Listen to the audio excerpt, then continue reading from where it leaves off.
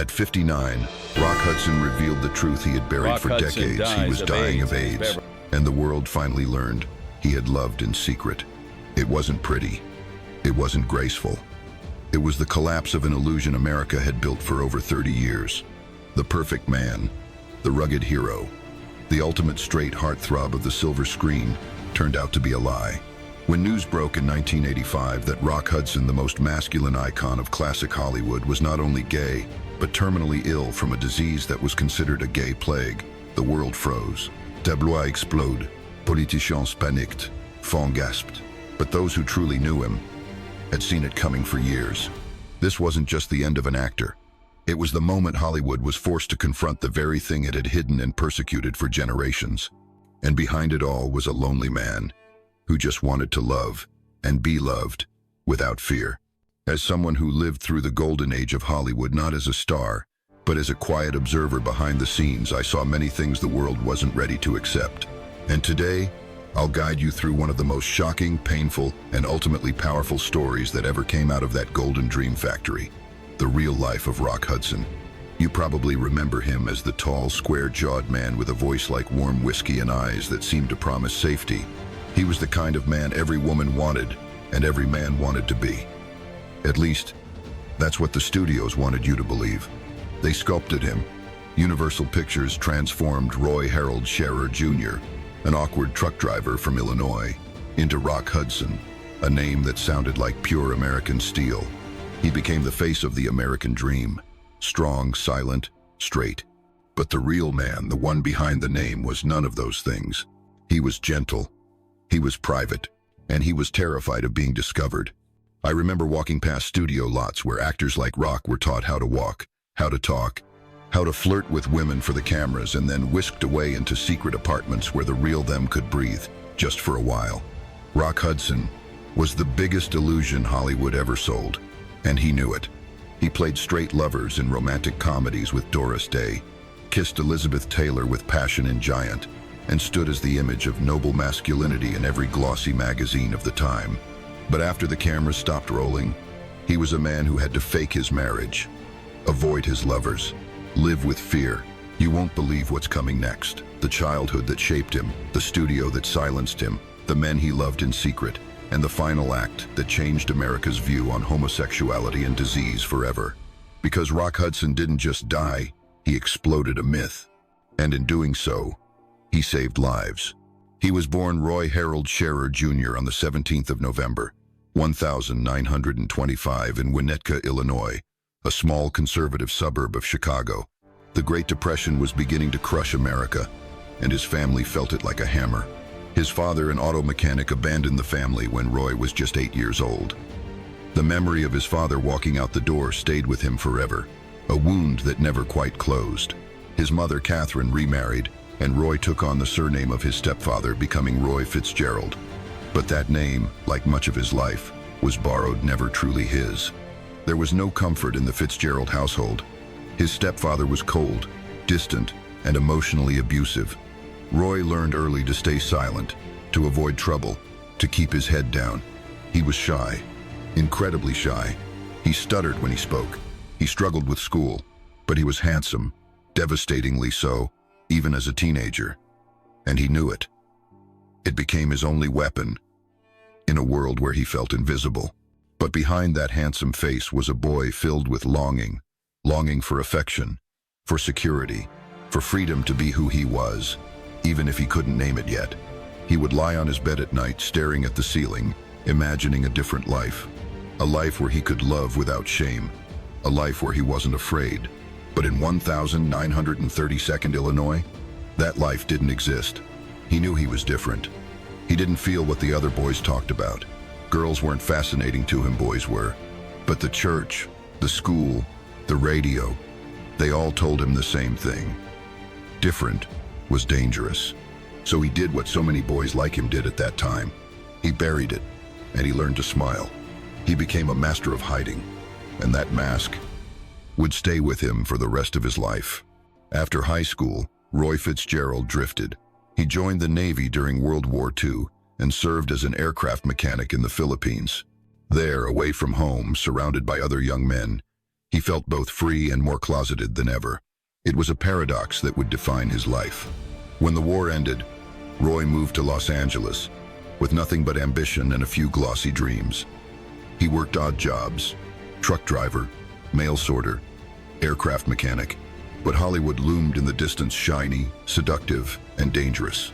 One day, a photographer noticed him pumping gas. That photographer introduced him to talent scout Henry Wilson, a man notorious for discovering good-looking men and rebranding them into marketable stars. Wilson took one look at Roy and said, "You're not a Fitzgerald.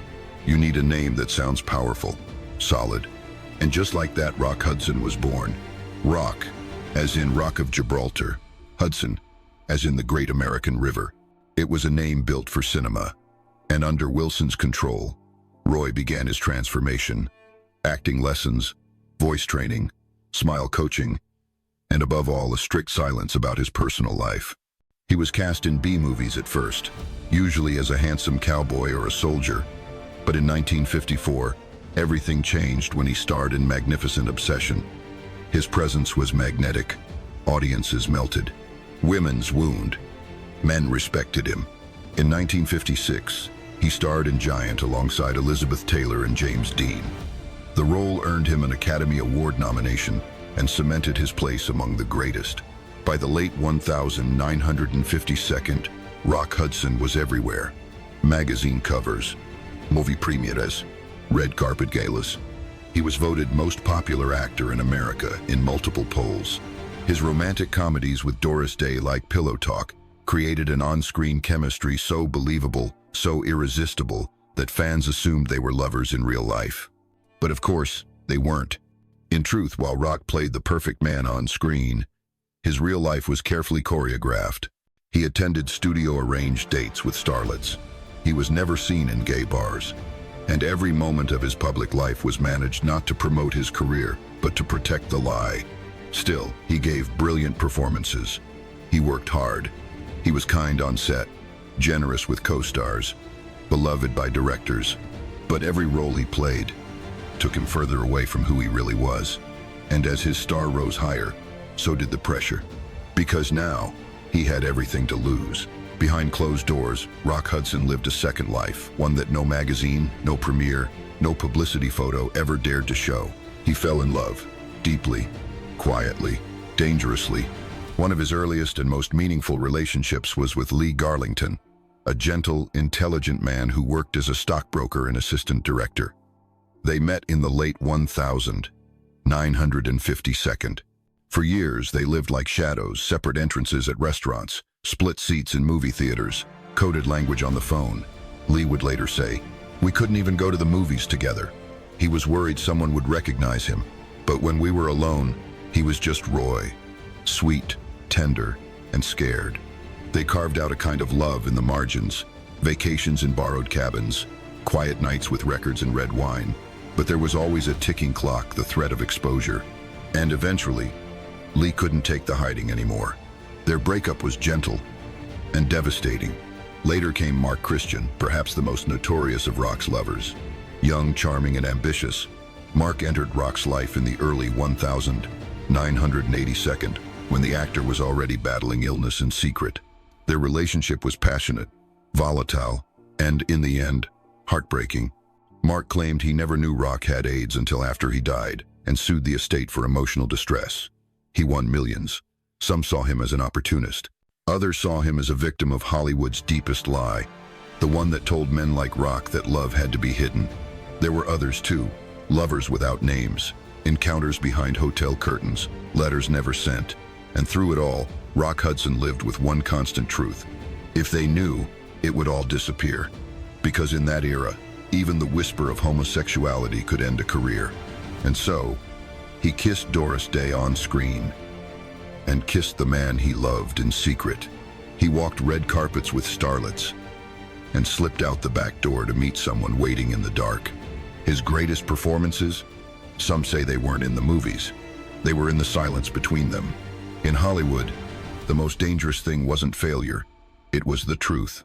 And Rock Hudson's truth was something the industry worked overtime to bury. By the mid-1952nd, rumors began to swirl. A few tabloids caught wind of his secret social circles. Photographers whispered about the men he was seen with. One magazine even threatened to publish a tell-all expose. Rock Hudson, the hidden life of Hollywood's golden boy. Panic set in. His agent, the infamous Henry Wilson, a man who built his career managing closeted actors, made a desperate move. He arranged a marriage of convenience between Rock Hudson and Phyllis Gates, Wilson's own secretary. It was a press dream, a glossy wedding, a front-page romance.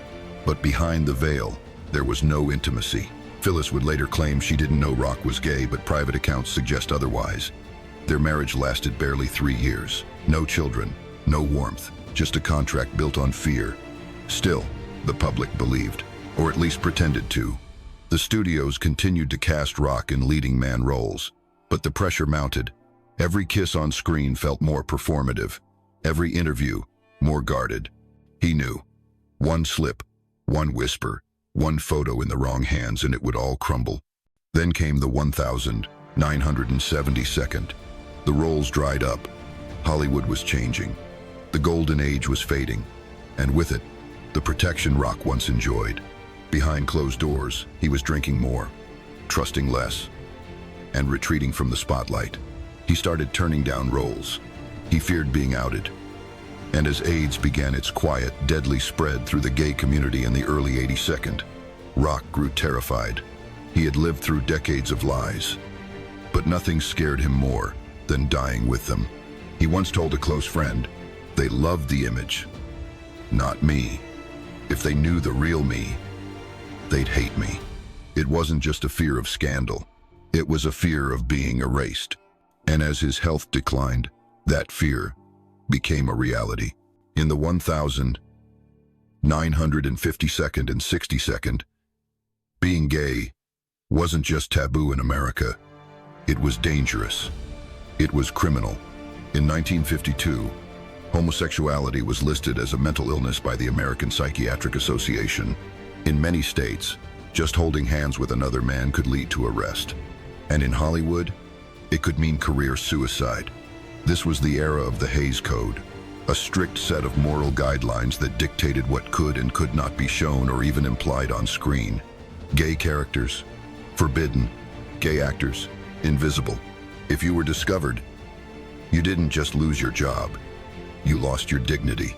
There was also the Lavender Scare, a witch hunt that targeted gay government employees, labeling them security risks and firing them in droves. The paranoia bled into Hollywood, where publicists built fake relationships, arranged sham dates, and fed magazine stories to hide the truth. Rock Hudson wasn't the only one forced into silence. Actors like Tab Hunter, Montgomery Clift, Anthony Perkins, and even James Dean lived under the same shadow, navigating a system that demanded perfection and punished authenticity. Fake marriages were common. Studio contracts had morality clauses that could be used to terminate an actor's career without warning. And let's be honest, audiences weren't ready either. America wanted their heroes straight, strong, and silent. There was no room for complexity or queerness in their idols. So Rock Hudson played the part. He became what they needed him to be, even as it killed parts of him inside. It's easy to look back now and say he should have come out. But in that time, in that world, coming out meant disappearing. And Rock Hudson wasn't just protecting himself, he was protecting the man behind the illusion and the hundreds of others who, like him, had nowhere else to go. He lived in a time when love had to be secret, when desire meant danger, and when the closet wasn't just a metaphor, it was survival. In 1984, Rock Hudson began to feel unwell. Weight loss, fatigue, skin lesions he couldn't explain. Doctors confirmed the worst. AIDS, a word still whispered in fear, still shrouded in ignorance, and still mostly ignored by the media. He kept it secret at first, even from friends, even from lovers. He traveled to Paris for experimental treatment, hoping to hide his diagnosis under the guise of liver issues. But the truth had already begun to surface on his face, in his bones, in the way his once massive frame began to fade before the cameras. Then, in July 1985, Rock Hudson did the unthinkable. He told the world. Through a public statement released by his publicist, Rock Hudson announced that he had AIDS, and instantly, everything changed. He was the first major celebrity to make such an admission. The news sent shockwaves through Hollywood, Washington, and beyond. Suddenly, the gay plague had a face, a famous, beloved, all-American face. Tabloids ran headlines like, "Rock Hudson, Hollywood's perfect man, was gay and dying." Politicians who had ignored AIDS for years were now being forced to talk about it. Nancy Reagan, a personal friend, refused to help when he begged for access to an experimental drug. The hypocrisy was staggering. But something else happened too. People started listening. Rock Hudson's announcement was a turning point in AIDS awareness. Funding increased. Research intensified. The stigma didn't vanish, but it cracked.